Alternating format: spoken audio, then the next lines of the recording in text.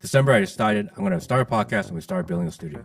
January, we launched our first episode. I feel like there's a whole generation or generations of people within this country that feel forgotten. I wanted to give a personal message back to everyone that DM'd me. And I never in a million years did I ever think that people would actually care about it. I thought maybe if a few thousand people listen, that'd be great. Maybe 5,000 people. And then one day, like, maybe if 50,000 people saw, it'd be great. And all of a sudden you're like, oh, we're going to do 250,000 like no matter what. And every night when I go home for 3 hours, every single night, I'm responding to people because people are feeling forgotten. And I just want to let them know that they are not. Yeah.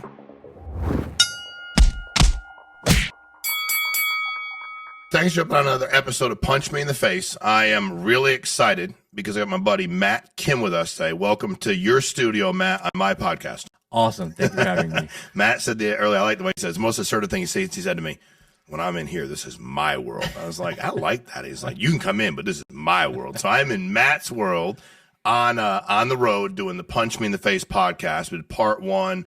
Matt, you check him out and he'll give you his information. But let me tell y'all how I got connected with Matt if you didn't see part one. So guys I work with are always looking online to, we get invited on a Punch podcast. We're like, what should we do? What shouldn't we do? And then my buddy Drew comes in. He's like, dude, you got to check this guy out. And I was like, all right. He's like, he did this piece and it blew up. And I was like, yeah, a lot of people do some things. And he goes, no, but watch his content. You really like it. And I was saying to Matt, earlier, I was like, did I watched it? And I was like, no, I actually really like it. Because typically I just go like, you take it and you do the research. And I kept watching it. And Matt's a great candidate for the Punch Me in the Face podcast. What we talk a lot about here is how do we get people to control their own lives? How do we get them to understand that life's going to punch them in the face? Like, that's going to happen. Mm-hmm. Literally, figuratively, it's going to punch you in the face. And if it doesn't, it's going to be a problem for you because eventually you're going to fall down. You're going to get knocked down. You're going to be like, dude, what do I do when I get knocked down? It's like, we have to get back up. What do you think you're going to do? So, and Matt, and I want you to kind of give us, you probably know Matt. If you're Matt's become relatively famous recently. Not that he wasn't before, he's awesome. But he's done some really cool stuff that was very warranted to go to where it went to. He's all kinds of people viewing him and calling him and reaching out to him. But if you don't, Matt, if you give us a background on kind of how you got where you are now and some background on you, that would be helpful for the people watching today. Well, thanks for having me on the pod. I appreciate you being here. I appreciate you coming into my world. You got it, That man. means a lot to me. Of course. I am Matt Kim. I have my own podcast, Matt Kim Podcast. And really, I just own a small business. Mm-hmm. I care about my family, care about the ones around me. I wanted to start a podcast to talk about the things that were important to me, about the experiences around my life. And somehow people just started listening. I wish I had a really elaborate story. Yeah. When you did your intro, you had an amazing intro about all this part of your life and all these things that you did. And for me, it's a great intro. It's where you are. We're also very, very humble. So, Matt, we have a lot of people that watch and listen that are interested in becoming business owners. I do think they have an entrepreneur. They want to be entrepreneurs, right? They have some kind of spirit to do so. You own a business, right? What business is that? It's a lighting business. Okay, so you're in lighting. How long have you been doing that for? This business has been going about 8 years now. Okay, and what other businesses have you run the last? I've had an insurance business. I've had a roofing company. Those are the two mains that I've done before lighting. Got it. Actually, when I started lighting, I was actually in China. I was trying to sell something into China, and I was at a hotel, and one of the buyers I was trying to sell to was saying, what do you think about the lighting here? This was maybe 2015, and I looked around and I said, I don't know. I don't know what this is. He said, well, this is LED lighting. It's different. This is the future. Everyone in China is getting into it.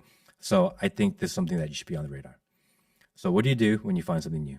So he was a buyer you were trying to sell to. I was trying to sell him something else. And he taught you about the lighting. Yeah. And I came back here and I do what everyone does. And 2009. And 2009, I do what everyone does, which is you go on Google and you say, what is LED lighting? Mm-hmm. There was very little information about it. I said, okay, there's nothing out here. Maybe he's on something. Maybe I'm really early. And then maybe 1 week later, a friend of mine who is an electrical contractor called me. And he said, Matt, what do you think about, have you ever heard about LED lighting before? And I said, funny enough, I just started looking into it. He said, well, I'm installing it at Fort Bragg. I'm one of the first contractors to install it for the U.S. government. this stuff is really cool. You should look at it. I said, okay, now we have kind of a vision. Let's go learn more. We're trying to figure it out. There's no information on the internet, nothing on Google. So I said, let's go to China. There is a lighting conference going on in Hong Kong in like 2 weeks. Let's go, be a participant, learn about it, and just spend some time. So me and him, we bought one-way tickets to China. I'm not Chinese. I don't speak any Chinese at all. Okay. We showed up in Hong Kong, went to the conference, spent a month in China, going from factory to factory. All I did was call, hey, I'm from America. I just want to know what you do. Can I come visit? I said, yeah, sure, come on. So we went from Hong Kong to Shenzhen to Beijing, Shanghai, Dalian, like all over China. And we came back, and one of the factories we met with said, hey, I'll give you a container. Why don't you just start selling this stuff for us? Wait, okay. All right. So when you did this, did you have money? Nothing. Okay. So you like bought my one-way ticket. When I tell them like, well, you had nothing. What do you mean nothing? Explain your financial situation when you bought one-way ticket to China. I was with my girlfriend, which is my wife now at the time, and I was trying to get business off the ground and had so little that she was literally giving me her paycheck to try to figure something out. That's how also I knew that she was the one that I was going to marry. Amen. Because she saw potential. She saw that there's an opportunity here. And, for her, it's almost an investment. Mm-hmm. So if she doesn't work for the rest of her life, it's my responsibility now. Amen. She made the investment then when I had nothing. Amen. But that's the financial situation. Okay, so think about that though. Had nothing, because that's the other thing. When and again, you're so crazy humble, because if most people had your story, that's a story in and of itself, right? But like trying to figure out what to do with business.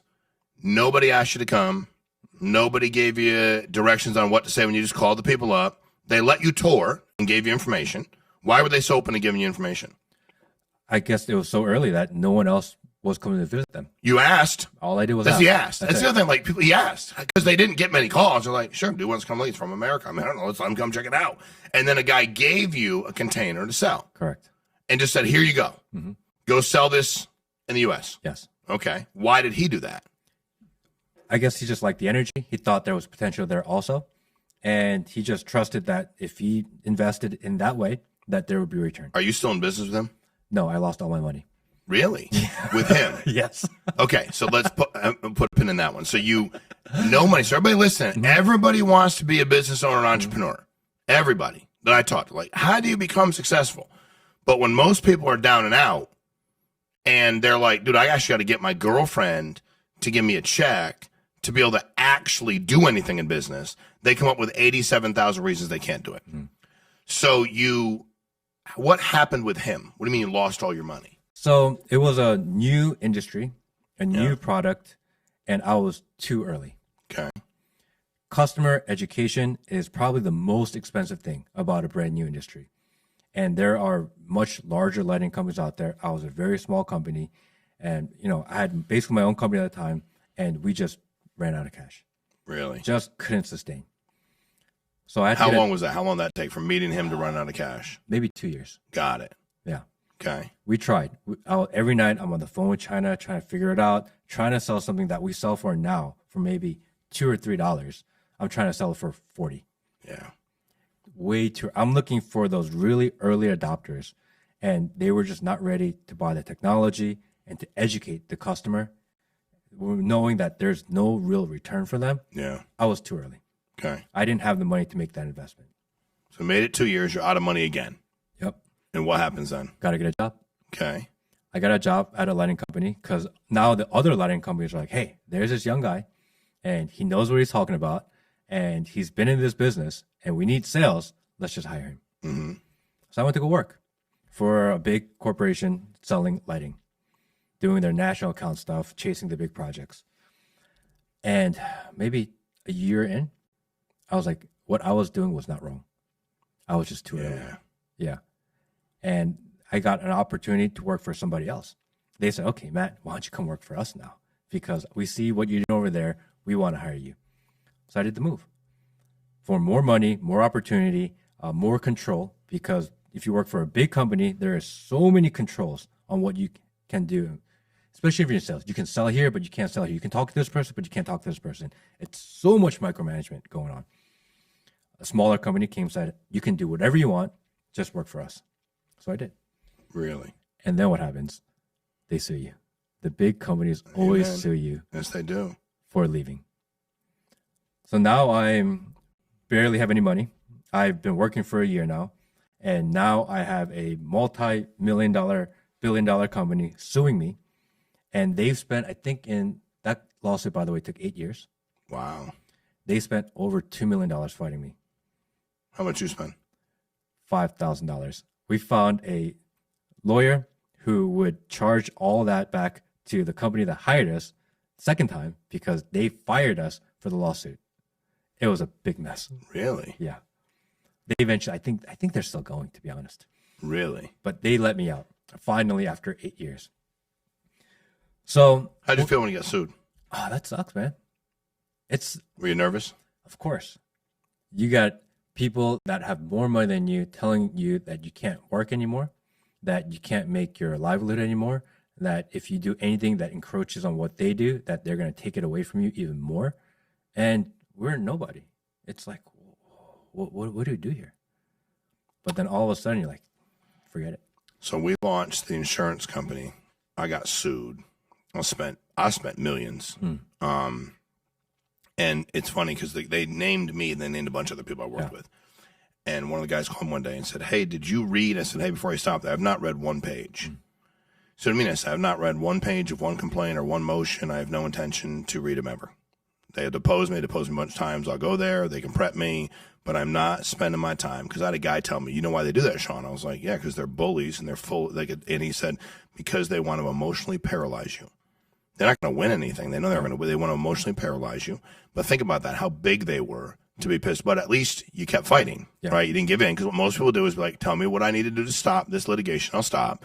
And you kept moving. So you started again, went and did that, went work for the company, had litigation. That company fired you because of all of this. Correct. So now you're on your own again. Yes. And you did what then? Started my own company. Got it. Your own lending company. My own lending Screw company. all y'all. Yeah, screw you guys. You guys can't stop me from doing what I want on my own. If you guys want to come after me again, it is what it is. Yeah. I need to eat.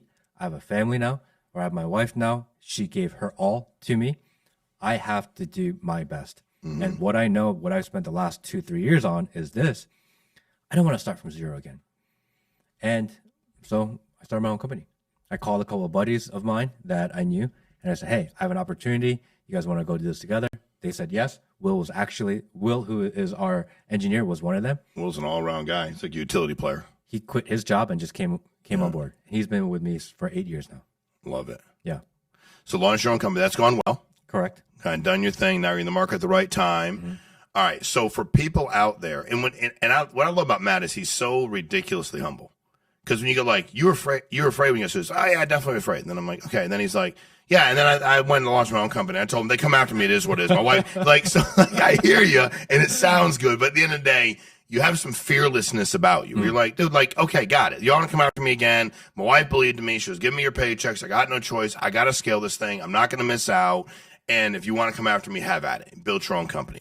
So you've been doing that for all these years, right? Do you love it? I mean, is it something that inspires you? I'm just curious. Like, you're making money for your family, but I feel like I've lost the passion for it. Okay. I think the reason why is that it's lighting. And I feel like I have a bigger purpose in life. Okay. And selling light bulbs isn't what it is. Got it. It pays the bills. Yeah. It keeps the lights on at home. Yeah. But at a certain point in your life, as a man, you realize what you're supposed to do. And sometimes it's not the thing that makes you the most money. That's all right. That's a hard balance. How do you sacrifice your livelihood? How do you sacrifice your hard work versus what you feel like you're put on earth for? Yeah. And this is actually where we are right now. Yeah. Is that I'm in this weird conundrum of trying to figure out where I'm going in life. And it's weird because it's supposed to be, your podcast is supposed to be kind of motivational and let's go crush it. But this is where I'm at. But hey, Matt, but that is motivational because most of us, when we're in a crossroads or a conundrum, or we don't address it and think about it. We numb ourselves to negativity. We drink too much, get high, complain, find something else to do, play fantasy football, bitch, moan, and complain, and then we just don't address it. a year later it's here, 2 years later it's here, 3 years, the exact same problem exists. It doesn't go anywhere. It's right here. Does that make sense? So it is motivational because you are, and by the way, transparent. Like, here I am. That's like, for me, and we'll talk about this in a minute, but I fell in love with doing what we're doing now. Like, it excites me, and I think that it's okay in life to keep kind of your head in the swivel, like in a football analogy, and like always figure out, like, I've been doing this for years. You've been fighting for years. Got your family to a place where the lights are definitely on and life is good and you're doing all that. Got friends. It's nice when you bring friends with you and you can help people change their lives as well. And then when did you decide, you know what? I don't know what's going on with this podcast thing. I don't know what's going on social media. I don't know what's going on about influencing people, but I might want to try that. Now, we talked about it, but for everybody who didn't see it, tell us real quick, how did you get here? So I started a podcast in January. I think I had my first daughter last fall. And around December, I said, I want to start a podcast. I feel like I have something to say. And my wife would say, go tell someone who cares, because I'm at home and I'm complaining about everything. So I said, okay, I have an idea. And I'm the kind of guy where if I have an idea and something I want to do, I just start. There's no hesitation. There's no, maybe I'll think about it. Maybe I will kind of sit on it. Maybe I need more research. I know what I want to do. I just start. So December, I decided I'm going to start a podcast and we started building a studio. January, we launched our first episode and we just started grinding. If we're perseverant, if we work hard, if we do what we feel is the right thing, maybe one day someone will listen. And just keeping to that tenet of perseverance, being willing to do difficult things without the reward, being selfless, somehow that has brought us together. And out of nowhere, one day I decided that I want to make content specifically for Instagram, because I felt like people on Instagram, which most people spend their time, were almost forgotten. I feel like there's a whole generation or generations of people within this country that feel forgotten. And it didn't feel right to me that we were repurposing all of our content for Instagram. So I started talking directly to the camera. And for some reason, that really resonated with people. I really think it's because I was one of the few people talking directly to what people were thinking about. And I never in a million years did I ever think that people would actually care about that. I thought maybe if a few thousand people listen, that'd be great. Maybe 5,000 people. And then one day I'm like, maybe if 50,000 people saw, it'd be great. And all of a sudden you're like, oh, we're going to do it 250,000, like no matter what. And now I think we went from 50,000 followers on Instagram to 300 something thousand 10 days. Strong. 10 days, which is, even saying it out loud, I'm so humbled by it. I can't believe. And last weekend, I spent Saturday night 4 hours and 3 hours on Sunday. I wanted to give a personal message back to everyone that DM me. And people were writing me entire paragraphs, entire stories about why they feel a certain way or why they appreciate something or what was heavy on their heart. And if you left me a thoughtful message, I really wanted to leave a thoughtful message back. I did it for about 7 hours on Saturday, Sunday alone. Wow. I got there maybe 20%. And every night when I go home for 3 hours, every single night, I'm responding to people because people are feeling forgotten. And I just want to let them know that they are not. Yeah. And maybe it's just that little bit of effort that I'm willing to sacrifice my sleep. I'm tired. I'm tired every day right now. But there's no excuse. You just got to get it done. And that's kind of the motto I live by, no excuse. Just got to do it, even if people try to keep you down. Well, and I think that is what we talk a lot about out on here. I mean, I think the reality is that what we're trying to get people to understand, and let's take your business, right? Like a lot of everything else we all talk about, these service businesses, what you did, somebody else could go do and support their family. Yes. They could have, you didn't speak Chinese, so you went to China. Like they could have done that. They could have went work for somebody else. It could have been like, this is a pretty cool business. It may not be my passion in life, but it does make money and keep the lights on, for people. And then also go like, hey, listen, I have something to say. I'd like to do something. They could build a podcast studio. They could do that. Like this doesn't take that long. It's all good. We have one. Like they could do that. But unfortunately, it's a lot of sitting on the sidelines and I like what your wife said, because she's, tongue in cheek playing around, like, go tell somebody who cares I'm taking care of a kid. I don't want to hear you complain all night long. But also part of it was she's probably pretty smart, going like, people will actually probably care what you have to say. Like, they'll probably be interested in what you have to say. Now, I want to talk specifically about how we found each other, because you did this piece. The world was enamored with this submarine, the billionaire, the wealthier people, the people from all over the country. There was a few people on there, and you do the story better than me.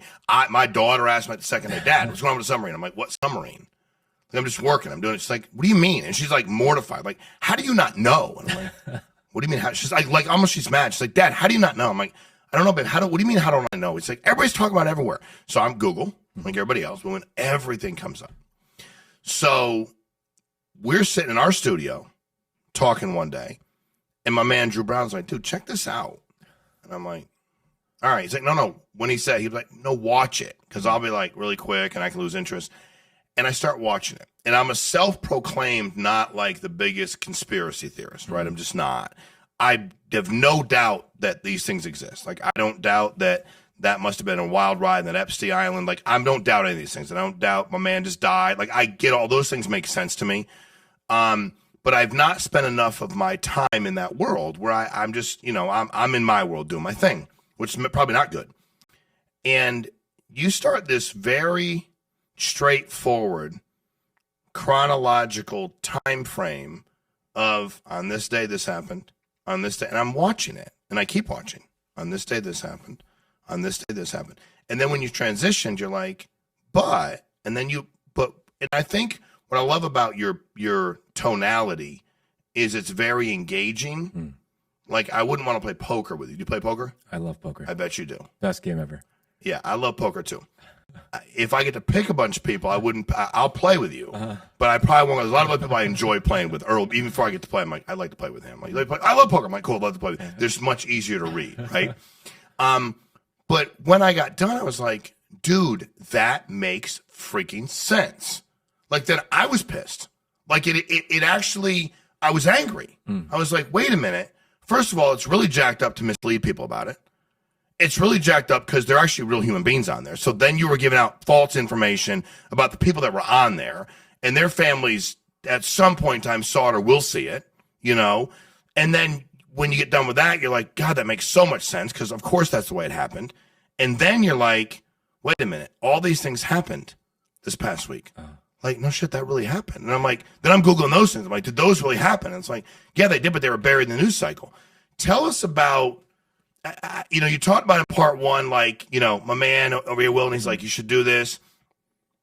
But talk about what it felt like, because I know you said when you did it, you don't think many people were paying attention. You didn't really, and you thought, man, this is so obvious. Like, a lot of people. Tell me what it felt like when you started to realize, like, damn, like, millions of people care and are watching this. Like, what was your initial thought process when that happened? It took me a while to kind of comprehend what's going on. I'm still trying to figure out what's going on. And, when I read the news, because I get really excited about news and news stories, and I really like to read the last paragraph of a news article. No one ever gets there. And the news, they can deceive you, they can manipulate it, but they can't blatantly lie to you. That's very wrong. They're not allowed to do that. But they always hide it at the bottom, where they got their source or what the real story is. It's always in that last paragraph. I love reading the last paragraph because it really shows me what's going on. So when I saw this news, and every day Will was like, sub me, sub. And I was like, let me just check real quick. Something doesn't seem right. We're too enamored with this story. Yeah. Anytime the whole country is thinking about something, there's always something going on. That's just how it always felt to me. And for all these people to share that, I want to say that clip has done 200 million views. I believe it. It's unbelievable. In the world. It's unbelievable. 200 million people have looked at your face. That's crazy. I know. That's 200 million. That's so insane. I know. That's a huge number. Of course it is. Even now, and when we saw relative to the world population, that's a huge number. When we saw the Instagram go from like 40,000 people, and most of them, my Instagram was from like years ago, and we dusted that off to even do for the podcast. So maybe like 1,000, 1,500 real people in there. And to see that just grow and grow and grow, and to see my messages constantly, and I'm looking at their reels, and 1,500 shares, 2,000 shares, 20,000 shares. That clip, the submarine clip, I think did 1.2 million shares.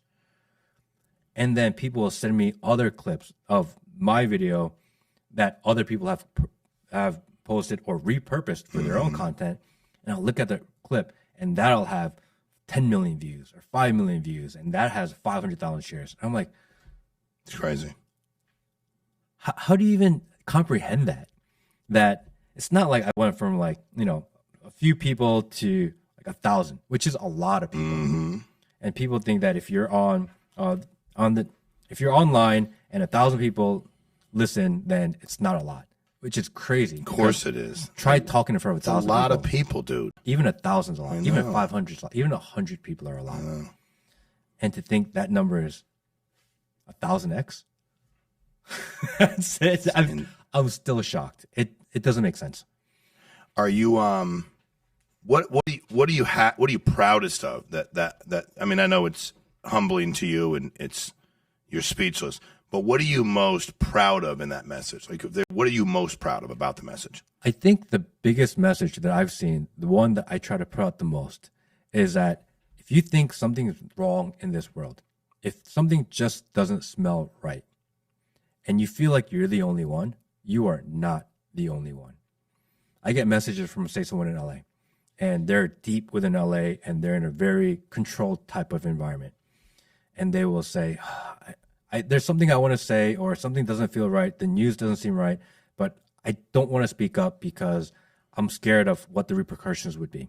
If my friends will judge me, if my family will judge me. And when they message me that message, I tell them, I just got a message from someone in LA. They could easily be your neighbor. You are not alone. Amen. And that all you gotta do is if you speak out just a little bit, I think you'd be surprised how many of you there actually are. I've been using the phrase, an army of nobodies, and you are not alone.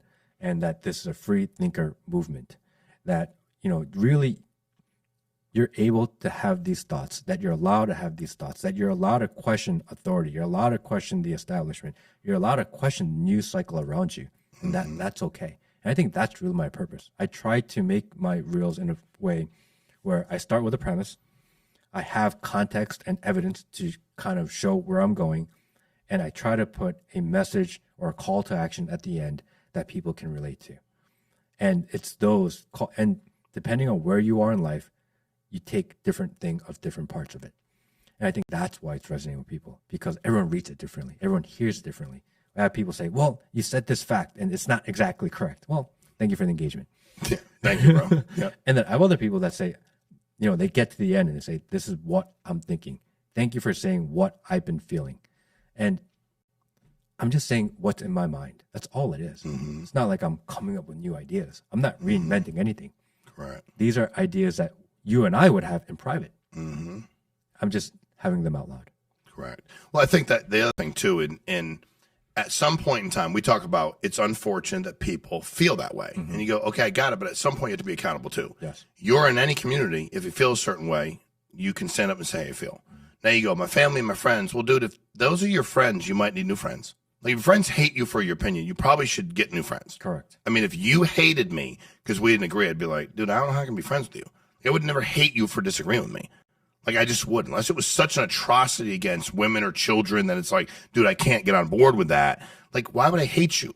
And I think, it's funny because we've talked about, how old are you? 40. Okay, 40. So I'm 50. It's different. And I'm 10 years older. We loved debate. We were encouraged to debate. It was okay for us to disagree politically, in any way, shape, and or form. But you're part of the problem if you're like, I don't want to say nothing, they could offend me. They could be offended. They might be mad at me. If your whole objective in life is to make sure everybody just likes you, dude, the problem is most people don't respect you. They know how you feel anyway. Like, they know you're not really agreeing with them, but you're a punk. And you're like, I'm a punk. Like, I don't agree with them. I'm going to shut my mouth because I want to make. Now, there's certain things that you're like, you know what, dude, I don't want to touch that issue. Okay. You don't have to go be, the ultimate advocate or activist for everything. But when there's things that are so blatantly wrong, where you're like, dude, look, this happened. I know why it happened. Like, think about this. Let's do. Who would actually be upset with that? I'm being serious. Like, if you're saying I live anywhere, and I said, hey, dude, I think they buried that in the news cycle. Who would be upset by that? I'm being serious. Who would be upset by that? I don't know. But let's take the person hypothetically. Who is that person? I mean, we don't have a name, but who is that person? He or she is what? They're a different political view. Who would be upset by that? I mean, no one should be upset about that. They shouldn't be, but who would be? Who are these people afraid of? I don't know. Me neither. And what's anxiety? The fear of something that like actually isn't even there. Yeah. Right? Like Fear of the unknown. Correct. So now you're sitting there going, well, it would judge me. No, actually, a lot more people think the way you think than you think there are. Like, there's a lot of friends that you have, a lot of supporters. And B, at the end of the day, who gives a shit? Yeah. Like, that's what everything you said in your business journey was, whatever. I'm broke, I'm going to go. Other people would go, man, I can't believe his girlfriend, he took the money from his girlfriend. Well, they have like a family and she doesn't have to worry about money and pretty damn good investment. And now he's actually like, dude, I'm going to be with my wife forever anyway, but perpetually I owe her. Like she was there when I was broke. I can't turn my back on that. So it seems like, but people can judge anything. Any part of your story you give out, they're like, well, I wouldn't do that. Dude, nobody asked you. And I think for everybody out there, it's like, dude, you have to stand your ground. Good, bad, or indifferent. You know, like, are people going to, hey, love me or hate me? Just don't pick the middle. And I'm not trying to be funny, but I'm like, as a friend of mine going like, there's Shawn making friends everywhere. Because I would just be like, because we play ball, I like disliked everybody. If you're on the team, I didn't like you. I might like you after, but during the game, bro, you are my opposition. You are my enemy. For that 40 minutes, 9 innings, whatever happens to be, we're playing ball. But people, you're a very smart guy. I'm like, who's that person? Don't know. No, but I don't know. Fear of the unknown, yes. Nobody should be upset, correct. So a lot of that is, and again, I appreciate that they're happy that somebody spoke out. That's great, and it's awesome. But what you said, we were talking earlier, was I actually can't believe that speaking the truth and just having an opinion is courageous. Yeah. But you know what? It is, because it's this measure of cowardice that's out there. And you're either part of the problem, part of the solution. Nobody's saying, that you have to stand up on a soapbox every day and preach. But we're saying when you see something that you believe is an atrocity, you can speak out. When you see somebody in wrong, you can speak up. I was telling my kids all the time, bullies survive because of all the cowards around them. If the bully shows up to pick on somebody half his size, and 3 people, to your point earlier when we were talking, go, hey, dude, not today. No, there's no such thing. Yeah.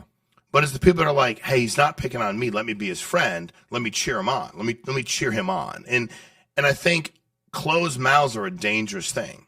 And I think there's a fine line between, again, making it your life's mission. Because I'm not going to make it my life's mission to be an activist. I'm just not. Yeah. But when I see something wrong, I'm like, dude, that's pretty effed up. Like, and I was in a meeting one day and they were like, it was this political argument. It was brutal. It was really actually brutal. And I was like, you're both right. And the guy's like, what? I'm like, the dude in the White House didn't even know where he is. And the guy before him said, I. And I'm a businessman, dude. You probably know how I voted.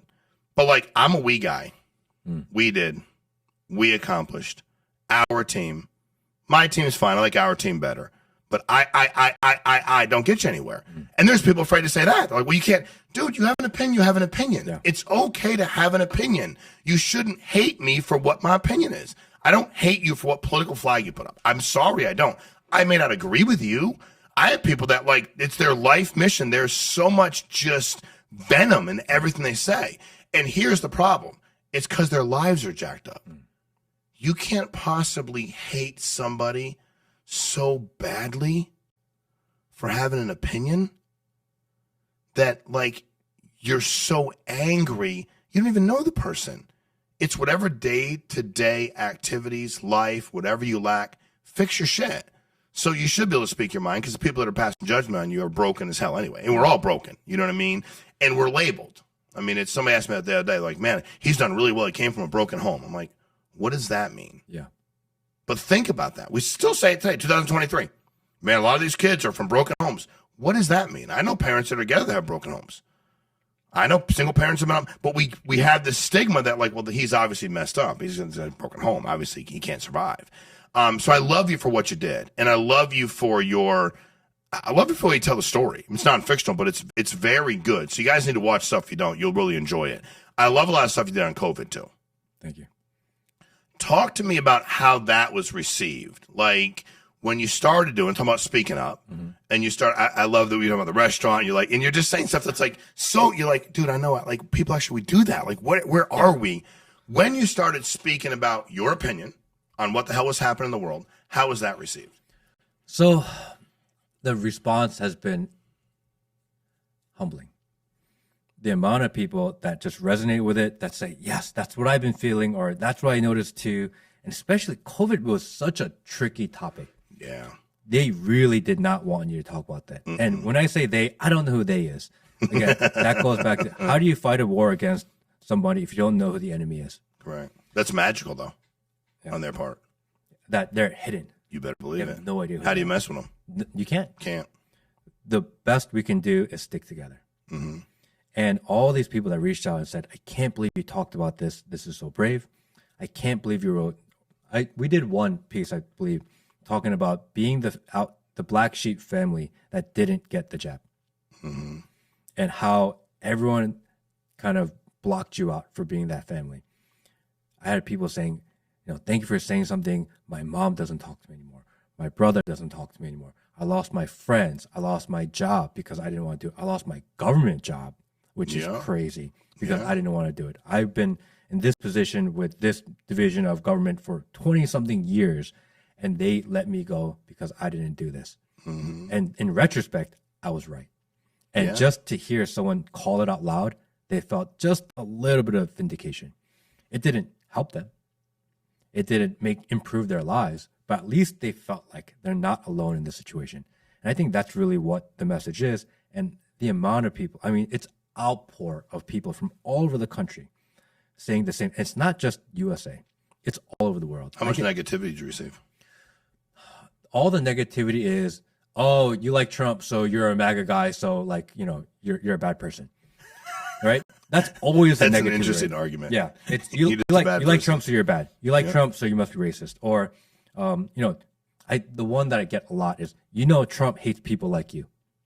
I'm like, what does that even mean? I always said, what does that even mean? Like, I don't even know what that means. But I get that all the time. They hate you. I'm like, why do they hate me? Yeah. You hate me. Correct. Why are you so mad? I truly believe in the First Amendment right to free speech. Yeah. You can say whatever you want. Amen. In any scenario. Do you know what? If I don't agree with you, I don't agree with you. I'm completely okay with it. And I have the weirdest take on racism. I do not care at all if you're a racist. It doesn't bother me one bit. It's you're allowed to believe whatever you want to believe. I don't think anyone should force you to believe anything different. The government can't tell. The government has to be fair. But as an individual person. So racism, let me be sure I understand this. You're like, hey, dude, if you feel that way about a certain race, I don't care. It's just one more label of a million labels to choose from. Got it. Well, what about, so do you have, because it's a very interesting point, do you have an issue with people saying, calling you names or somebody? Not at all. Not at all. You don't have a problem with they're doing it to anybody else either? No. Do you have a problem with people that get upset when they're called names and have? If you're going to get upset, you have every right to get upset. Got it. If you're going to say something, you have every right to Got it. So you're like, dude, get out of my way. Got it. You're allowed to, and if you're infringing on people's safety, if 100%. you're infringing on You're in people's somebody's space, fate, that's a completely different thing, right? That's a very unique perspective. Do I want to promote it? Of course not. Of course not, yeah. But I think people have something called history, experience, and you make your decisions based on it. For someone to tell you that what you believe is wrong, it's crazy. If I were at a basketball court and, they said, oh, you can pick teams, and I picked the black guy, I'm a racist. Well, of course not. But that's what my history experience has shown me. I want that guy. If I go to a Mexican restaurant and everyone is white and no one's Mexican, I'm like, this place is going to suck. There's nothing wrong with that. Well, I don't cook. Yeah. So I try to be careful. I try to be respectful of people's cultures. I don't think I'm a racist. But at the same time, if you are racist to me, it doesn't bother me one bit. Doesn't? Not at all. Now, that's interesting. Now, I've never had anybody, I'm white, obviously. I wasn't treated differently based on the color of my skin in any capacity that I was aware of growing up. Athletically, nothing. I also didn't treat anybody differently. I also understood. I had a lot of friends that were not white, and I inquired a lot early on after I, got a little bit older and to be like early teens, and I learned a lot, right? So if your daughter, you have one daughter? Yes. Okay. She's going to grow up. She's going to go to school. She's going to come home, and she might go, Dad, so-and-so called me this. Why they do it, what does it mean? And your response to her is? It's just one of many things people will try to hate you for. You can't let that stuff bother you. You can't let that get a hold of you. You can't control that. If that upsets you, the best thing you can do is make a better example.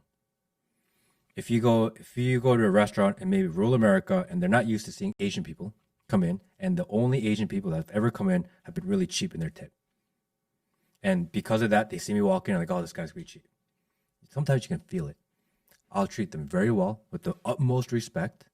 Try to be as friendly. So you're telling you can feel that when you go to restaurants sometimes? I mean, sometimes that's okay. you can. Yeah, like you can feel it. Sometimes you could. Yeah. And I'll do my best. Maybe I'll be extremely friendly. Yes, ma'am. Thank you, sir. Try to be very generous in the tip. And hopefully because of what I did, the next family comes in, they won't have to experience the same. In doing those small, selfless acts, you can make a difference. I can tell people to stop being racist all I want. It just feels like you're just another person telling them what to do. People don't want to be told anymore. What I can do is control my environment, do the best I can in my life, and hopefully that will radiate to help other people. But you agree everybody needs to be respected. Of course. As a person. Of course. But because I've had a really hard time when people have said, you need to let that go. So now this is interesting for me. Like, whatever it happens to be. And I'm like, okay, well, and I'm a firm believer in everything that comes out of your mouth, you are accountable for. Yes. Okay. And there are consequences for every action. And there are certain things that if you were to say to me, to my kids, I'd like to say that I would be able to go like, all right, man, I'm good. But I don't know that I would. I'm trying. I've failed a lot before. Like I've tried to set a better example. So if somebody were to say that you, your wife, your daughter are out 10 years from now, made some kind of racial comment in passing as you walked by, your position is I'm not even going to address it. I'm not even going to acknowledge it. I think you try to be the better man at first. If it gets out of control, I'm a man. I'm responsible for the safety of my family. I have no choice. I have to punch you in the face. Got it. But if they make a comment in passing, you turn around, they don't say anything, you're just going to keep rolling. They're ignorant. They're stupid. No reason for me to put myself, because we're in a place in the world right now where if you're the first person to address that situation, things can go bad for you quickly.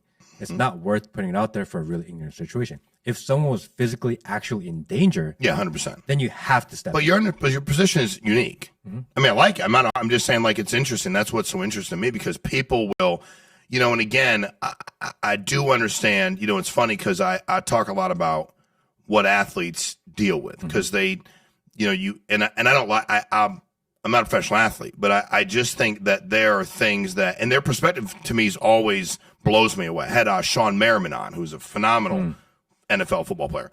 And, I'm like, dude, like when you're like walking in, they're screaming, you suck. And he's like, dude, that's just kind of, and he said to me, I thought how sad it must be to buy a ticket to a game that might be all the guy can afford for him and his family, and to have so much hatred towards me when he doesn't even know me. And of course I can't go jump in the sands and do something anyway, because I don't want to do that. But he's like, I always put myself and thought, that's sad. Like, that's just sad. Because I'm all about you yelling and screaming and cheering. But it's when I was at a Celtics game recently with my son, his friends, and one of the guys from the Heat, the fan, stood up and said some shit he shouldn't have said. And he did. And we were right behind the bench. And the dude just turned around to him and he's like, say it again, and I'm going to smack the shit out of you. And the guy was mortified. Like, and he's like, security comes over, and he's like, you can't. And he's like, one more time, and I'm going to smack the shit out of you. And I was like, now again, had the guy said it again, and the guy smacked the shit out of him, what would have happened? Well, probably wouldn't have been good for play. Probably wouldn't have been good, right? And I think I just struggle with, I love everybody's opinion, and I'm First Amendment, I'm totally good with all that. I think when you're trying to use your mouth to physically intimidate, harm, and I know what you're saying with the safety thing, you're going to intervene, but that's a unique perspective. And I'm not saying, like, for me, I've always tried to go like, dude, I do have faith. I do understand you're supposed to be more mature, responsible, turn the other cheek. I do understand all that, and the reality is, how do you get somebody back? Keep living your life, don't dignify it, and do your thing. Well, I don't think it's about, I just don't feel like that anger. For example, the example of Shawn Meaike going to the stadium and people are yelling at him. Well, yeah, no, what I'm saying is like calling him, and you're an effing loser. You're an effing bitch. You're calling about his mom. They're not mad at him. Mm-hmm. They are unhappy at home. Yeah. They've been shit on all day at work. They went home and their wife was yelling at them, complaining at them. They're fed up. They not happy with where they are in life. They don't feel like they're taking responsibility for their own life. And their outlet is to go to these places, maybe yell at someone in the street, yell at someone in the stadium, for whatever way. They're looking for an outlet to just get it out there. I don't know how mad I am them. I mean, they're just unhappy people. And I feel sorry for them. And I think as the player, you probably didn't pay attention, wouldn't even know it. I think for me, I have this, and it's my issue, right? Like, and I know that. And that's why I'm asking you, because I like your perspective, is I've seen so many people hide behind what I can say anything I want, whenever I want, to anybody I want. And I'm like, within reason. Now, somebody still could choose to do, if you say a certain word and they punch you in the face, you might get punched in the face. And maybe the next guy comes through, had 4 or 5 beers in him, he's already having his own bad day, and now he turns on a whack you. And then they go like, I can't believe that happened. So it's just, I just always try to figure out this fine line between, and I think you're right. I think you got to be pretty miserable to scream. First of all, most of the time when you're in the stands, the players can't hear you. Yeah. So like when you're like, I'm in like the 5th row, I'm like, and I'll just finally turn around and go, dude, nobody can hear you. Like, they can't hear you. Russell Wilson can't hear you. I know he can. He's down the sidelines. He's a long way from us. Like, dude, just shut up. And I was at a game, and I go to a lot of sport events. I was at a game recently where this guy was, odd. it was brutal. And it wasn't a very well-attended game, so you could hear a lot of it. And the dude's like, he's like, I'm just cheering. He goes, nope, there's a line. He nicely said to him, there's a line. There's a bunch of kids around. They're, a couple rows behind us. And I'm tired of it. I'm right behind you. You're screaming in my face. And then the guy did it again. He said, all right, here's the deal. One more time. And I'm going to drop you.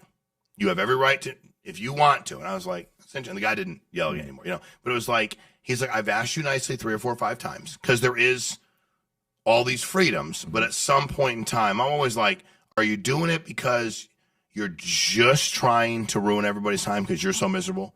And but it's unique. And again, you've experienced prejudice, racism, school, names, all of that. And who taught you? Did your mom and dad, were you raised by your mom and dad? I was. Okay. Did your mom and dad, when that happened in school, did you you never even told your mom and dad? You didn't even care? Never discussed it. Never even discussed it. I think I had maybe a little chip on my shoulder because of that when I was younger. And maybe that's my way of dealing with it, coping with it. But I see so many men in this world that are sad, that are unhappy, that are always looking for another outlet onto how to get rid of their anger or to deflect. And I don't know. I feel bad for those people. I feel like they're looking for hope. And if I really, truly want to leave the world a better place, it's better for me to help with the hope rather than fight with the fear. Who taught your entrepreneurial spirit growing up? Mom, dad, somebody else? Did you witness it? What'd your mom and dad do? My mom was a pastor. Okay. Growing up. And when I was younger, she had a pretty good engineering job. And one day she decided that she wanted to go into ministry. Okay. And she's probably one of the smartest women I've ever met in my life. She has, 3, 4 PhDs, a bunch of masters. I don't know. One of these people, I think she got her last master's when she was 70. One of those that never stopped. And my father is probably one of the most high integrity people I've ever met in my life. When we were in high school and we lived in the subdivision in Ohio, and we had HBO in our house. We didn't subscribe to HBO. But since so many people in the neighborhood had it, that we automatically got for free because that's how cable worked then. Yeah. And my dad would call them, you need to take this off. I'm not paying for it. Like, who does that? Nobody. He said, you need to take this off. I'm not paying for it. I don't want to take it. He was just that type of guy. What did he do for work? He was a chemist. Got it. And I remember when my grandfather passed in Korea, and my father went over there, and he has 6 or 7 brothers, and all his brothers, and my grandfather had a little bit of money. So my father went over there, and all his brothers and sisters the whole time were fighting over inheritance, over the money. And my dad's like, this is not for me. He took his portion, donated to a school that my grandfather had built, left it all there, and just came back. Wow. So that's what I've been raised around. Oh, you had a hell of role models. Yes. So amazing, smart, generous people. And for the longest time, I fought that my entire life. I want to be an entrepreneur. I want to make money. Like, damn the system. I'm going to do it my way. I want like nice cars. I want to fly in a private jet. This is what I thought I wanted. How were your parents with that? They were always, you figure it out. You're smart. You can figure everything out. Right. But my dad was like, maybe you should be a little more fiscally responsible. Of course. Right. Yeah. And throughout the entire process, I think I realized is that I don't really care as much. And it's easy to say because I've had a little bit of success. I've had the ability to travel the world, drive nice and fancy cars, buy expensive clothes. Like, I've had that luxury in my life through minor success. So it's easy to say I don't want it now because I've already had it. Mm-hmm. Maybe if I didn't have it, I'd be like, that's what I want, because I truly believe those types of things motivate a guy. And I say mostly men because I don't really know what goes on in women's heads. Correct. I understand what's in guys' heads a little bit more. Mm-hmm. And guys are motivated by shiny things. Mm-hmm. Guys are motivated by a fast car. Mm-hmm. I remember when I was around people and I saw a Lamborghini, I'm like, I need a Lamborghini. Mm-hmm. And all of a sudden, all I want to do is, that's what I want. Yeah. You know, and being around those people all of a sudden makes you want more and more and more. But at a certain point, I was like, that's not for me. All right, so this has been one of the most interesting conversations I've ever had. Went in a lot of different directions I didn't know it would go in. I like that a lot. I like you a lot. I like what you bring to the table a lot. For all the people that are watching, and I want to close with this. First of all, I really appreciate being here. Thank you. You guys got to follow Matt Kim. You got the Matt Kim podcast. He's not hard to find. He's everywhere. Hundreds of millions of people have seen him, so he's famous. And but leave us, you know, if you had everybody on here and you had, you know, a couple minutes with them, and you wanted to give them the best piece of advice. I don't care what it is, what realm it's in, personal, professional, relate, whatever you want. And you could say, man, if I could leave you with one thing, it would be this. What would that thing be? I'm going to leave you with one quick story. Sure. For the last week, my Instagram has been going crazy. Requests from people from all over the world. People want to interview, want to do this. And I'm sitting here all night long trying to respond, trying to figure out what my next move is. How do I take advantage? All these different questions that you would have when you all of a sudden go super viral. And I've been sleeping 3 or 4 hours a night. The other night, I knew that I had to come back and record an episode. So I talked to Will and I said, Will, I need to go home. I just need to sleep maybe 1 hour. I have no energy. I'm running on zero. And I got to figure out how I could move on and record at 8 o'clock tonight. I went home and I told my wife, I need to go home and sleep. It was like 4 o'clock. I just need 1 hour. I get home and my daughter is waiting for me. How do I tell my daughter, I'm too busy pretending to be famous to give you all my energy? Mm-hmm. You deserve everything I have to give. So I sucked it up and I gave her 100%. There are no excuses in life. No one's going to help you. You got to do what you got to do at all times, no matter what. Woe is me doesn't help you. I'm mad at the world doesn't help you. All these other distractions in the world are literally there to distract you. Your job as a man, your job as someone that's going to be personally responsible, your job as someone that people are going to look up to is to get shit done no matter what. So if any message out there, there's no excuse in life. That's a powerful story. You're a powerful dude. You really are. And I really appreciate being on here. Appreciate your heart. You're being you are a warrior. I know you think that, you know, that's weird that you are for what you're doing, but you should be proud of yourself. And it was an honor, truly, to have you on the podcast. Guys, follow him. He's a great dude. You'll see part 1 on there. part 2 here. And thanks for having me in your world for a little bit. It was an honor to be here. Shawn, thank you so much for having me. You got it, man. Appreciate you. Thanks, Appreciate guys. you. Thank you, everybody.